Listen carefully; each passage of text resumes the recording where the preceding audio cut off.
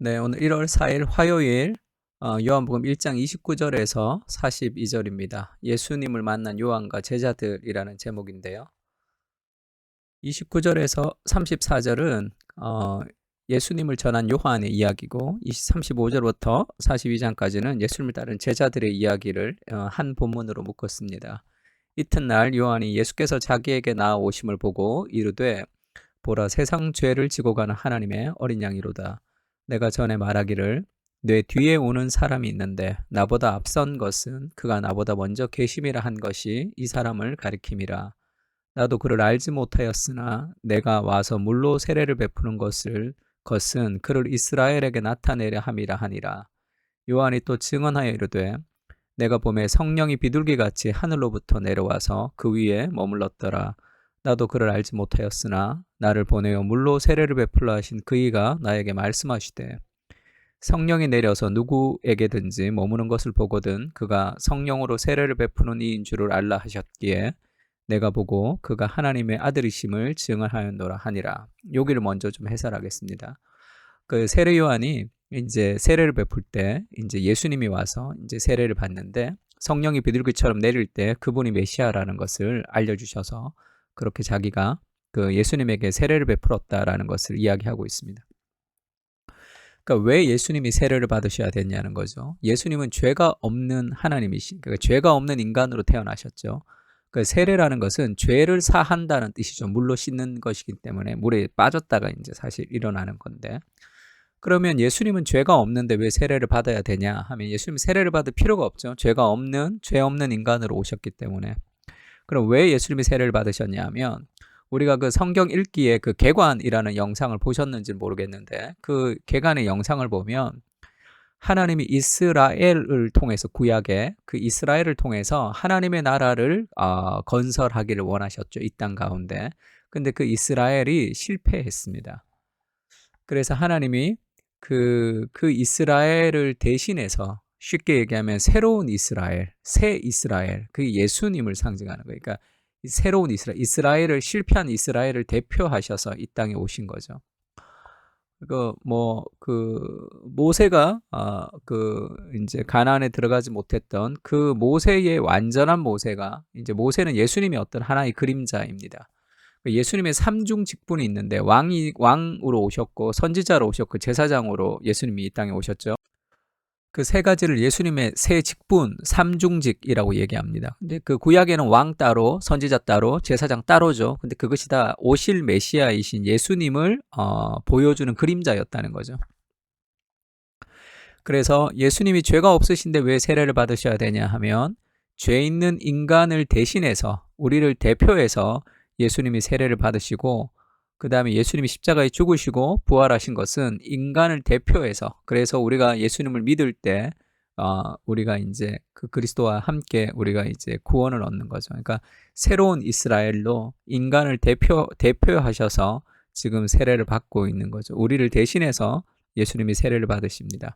그래서 세례를 받고 나서 예수님이 어디로 가시느냐 하면 이제 광야로 가시죠. 광야. 40일 동안 금식하시고 마귀로부터 시험에서 이기시는 장면도 광야 40일 하면 광야 40년 동안은 방황했던 그 이스라엘이 생각나야 돼요.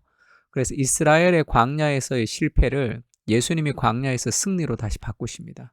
이스라엘을 대신해서. 그래서 예수님을 새 이스라엘이라 그렇게 이제 표현하죠. 그러니까 죄가 없는 예수님이 왜 세례를 받으셨느냐? 그것은 새 이스라엘로 우리를 대신해서 우리를 대표해서 예수님이 세례를 받으셨다는 것을 좀 이해하면 앞으로 신약 성경 전체를 이해하는 데 좀 도움이 됩니다. 그리고 35절부터 읽겠습니다. 또 이튿날에 요한이 자기 제자 중 두 사람과 함께 섰더니 예수께서 걸으심을 보고 말하되 보라, 하나님의 어린 양이로다. 두 제자가 그의 말을 듣고 예수를 따르거늘 예수께서 돌이켜 그 따르는 것을 보시고 물어 이르시되 무엇을 구하느냐 이르되 랍비여 어디 계시오니이까 하니 랍비는 번역하면 선생이라. 예수께서 이르시되 와서 보라. 그러므로 그들이 가서 계신 데를 보고 그날 함께 거하니 때가 10시쯤 되었더라.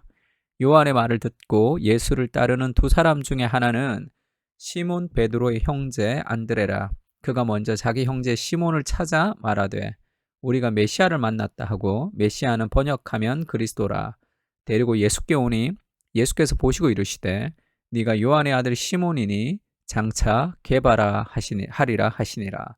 게바는 번역하면 베드로라. 오늘 본문은 예수님이 세례를 받으시고 그 다음에 바로 35절에 이튿날 예수님이 이제 그 제자를 부르시는 장면으로 연결이 됩니다. 그래서 이제 두 본문을 이제 연속적으로 요한복음이 기록했다는 것은 예수님이 인간을 대신해서 세례를 받으시고 우리의 죄를 사하시는 예수님으로 이 땅에 오셨는데 단순히 죄 사함으로 끝나는 게 아니에요. 우리를 천국으로 인도하시는 것이 그 궁극적 목표가 아니라 그가 하나만이 아니라 예수님이 이 땅에서 그것만이었으면 자기가 그냥 십자가에 못 박혀 죽으시고 우리가 예수님을 믿으면 천국 가면 되잖아요. 근데 예수님이 이 땅에 오셔서 세례를 받으신 이유가 단순한 죄 사함이 아니라 제자를 삼는 데 있다는 것을 보여주고 있습니다. 왜 제자를 삼느냐 하면 우리가 지금 당장 죽어서 천국 가지 않죠. 예수님 믿을 때. 예수님을 믿어서 구원을 얻었던 하나님의 사람들을 예수님처럼 살게 하는 거예요. 예수님을 닮아가게 하는 겁니다. 그래서 이 복음을 통해서 예수님이 죄 사함을 통해서 우리를 구원하셨고 그리고 그 복음의 삶을 통해서 우리를 예수님을 닮아가게 해서 우리의 삶을 통해 이 세상을 하나님 나라로 만들어 가고자 하는 그 사명자로 이 땅을 살게 하는 것이 예수님이 이 땅에 오시는 목적이라고 할 수 있습니다. 그래서 두 가지를 다 기억해야 되죠. 예수님이 요한복음에 그런 말씀이 있죠. 내가 온 것은 양으로 생명을 얻게 하고 더 풍성히 얻게 하려 함이라 이렇게 얘기했습니다. 생명을 얻게 하는 것은 영생을 얻는 거고요. 더 풍성히 얻게 하려 함이라 했던 그 풍성한 삶은 1차적으로는 이 땅의 삶이라고 볼 수 있어요. 그러니까 예수님이 이 땅에 오셔서 우리 죄를 사하여 주시고 우리를 천국으로 인도하실 뿐 아니라 오늘 우리가 살아가야 될 삶의 의미와 소명을 예수님이 우리에게 주시기 위해서 이 땅에 오셨다는 걸 좀 알 필요가 있습니다.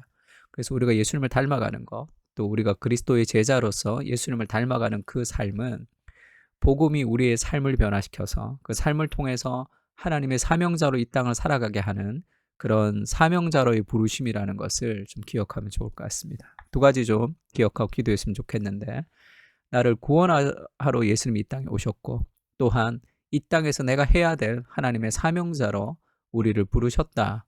그래서 우리가 이 땅에서 해야 될 가장 귀중한 사명은 예수 그리스도를 닮아가는 것이다 라는 것을 좀 기억하면 좋을 것 같습니다. 같이 한번 기도할까요?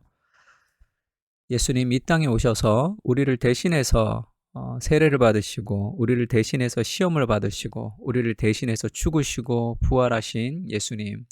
그래서 우리가 하나님의 사랑받는 자녀가 되었고 우리 인생이 저주받지 않고 천국으로 인도되는 하나님의 가족이 되었습니다. 그러나 우리를 천국으로 인도하는 그것이 궁극적인 목적이 아니라 또한 이 땅에서 우리가 사명자로 살아가게 하는 하나님의 마음, 하나님의 계획, 예수 그리스도의 삶을 우리가 기억합니다. 우리를 부르시고 우리를 예수님을 닮아가기를 원하시는 그 그리스도의 사랑 앞에 우리가 헌신하며 살아갈 수 있게 주님 도와주십시오.